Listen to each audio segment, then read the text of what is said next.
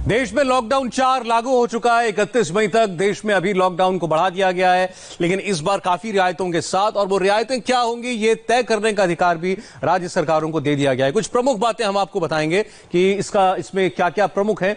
Inter state बसें चल सकती हैं, बहुत बड़ी राहत की खबर होगी। एक राज्य से दूसरे राज्य जाया जा सकता है, लेकिन दोनों राज्यों की सहमति के साथ। एक राज्य अगर आपको अनुमति देता है दूसरे राज्य की बस लाने के लिए, तो इंटर स्टेट बस मूवमेंट हो सकता है।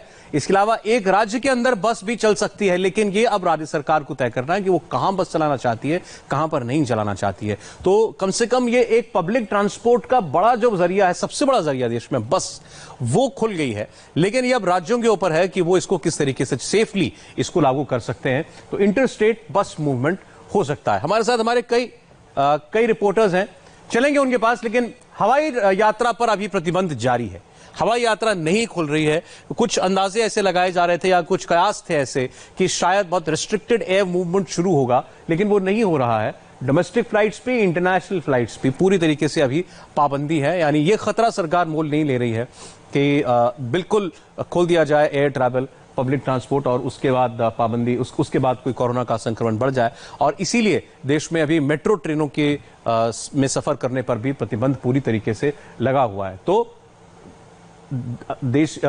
अंतर्देशीय उड़ानें और अंतर्राष्ट्रीय उड़ानें, दोनों किस्म की उड़ानों पर इस वक्त प्रतिबंध है और ये अभी जारी रहेगा। और आपको बता देंगे अब तो लगभग 3 महीने से इसके करीब हो गया है जब इंटरनेशनल फ्लाइट्स देश के अंदर पूरी तरीके से प्रतिबंधित हैं, और डोमेस्टिक फ्लाइट्स भी।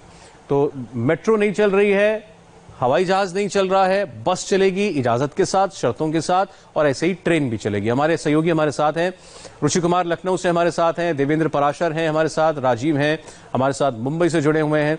रुचि, अब ये बताइए, अब चूंकि इतना कुछ राज्यों में छोड़ दिया है, तो राज्य जैसे आपके राज्य में उत्तर प्रदेश में योगी सरकार की अभी तक की क्या आपको सोच लगती है, अगर उनको तय करना है कि बाजार खुलेंगे कि नहीं खुलेंगे, बस चलेगी कि नहीं चलेगी, तो यूपी में आगे आने वाले दिनों में क्या हो सकता है अगले 14 दिनों में?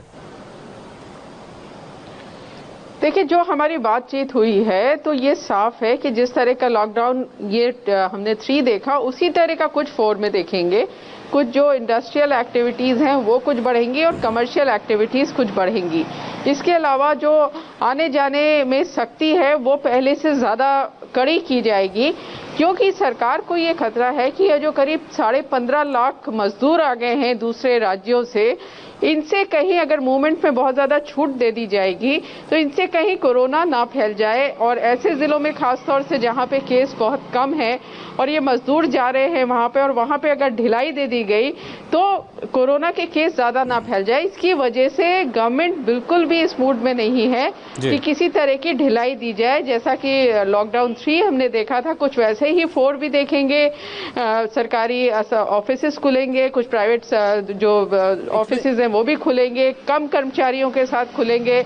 मूवमेंट होगा शाम को 7 बजे के बाद। केंद्र सरकार ने भी कह दिया यहाँ भी मूवमेंट में सख्ती की जाएगी, और दिन में भी बेवजह किसी को नहीं निकलने दिया जाएगा। हाँ, बस इतना जरूर है कि कुछ जिले जहाँ पर कोरोना के केस कम है वहाँ पे मार्केट्स खुल सकते हैं रिस्ट्रिक्शन के साथ, ऑड इवन के साथ, या एक दुकान के बाद 2 दुकानें बंद रहेंगी फिर दुकान खुलेगी। इस तरह का कुछ सरकार नियम बना सकती है, लेकिन बहुत ज्यादा ढिलाई यहाँ पर कहीं नहीं दी जाएगी, क्योंकि जो प्रवासी मजदूर आ रहे हैं उनको लेकर सरकार काफी ज्यादा सतर्क है।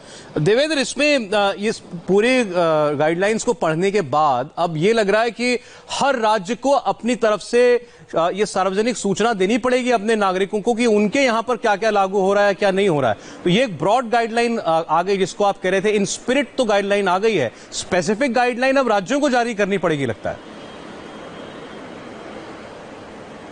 जी हाँ, बिल्कुल सौरभ, और हर राज्य को ये बताना होगा कि अपने यहाँ सिर्फ राज्य में नहीं बल्कि राज्य उसको जिले के हिसाब से बताएंगे कि किस जिले में कौन सी एक्टिविटी लागू होगी। क्योंकि आप देखें कि इसमें ये कहा गया है कि डिस्ट्रिक्ट अथॉरिटी तय करेगी, क्योंकि डिस्ट्रिक्ट अथॉरिटी हैंडल कर रही है, तो जाहिर तौर पर भीलवाड़ा की जो स्थिति होगी वो जयपुर की नहीं हो सकती है, तो ये सभी राज्यों पर लागू होगा इस तरह से। तो वहाँ पर राज्यों के सामने एक बड़ी चुनौती होगी कि अपने हर एक जिले के हिसाब से किस तरह से वो कैटेगराइजेशन करें, और एक जिले में भी अलग अलग पार्ट बांट के अगर वो करना चाहते हैं तो उसे किस तरह से उनको करना पड़ेगा। देवेंद्र, एक ब्रेक के लिए रुकना पड़ेगा, फिर आते हैं।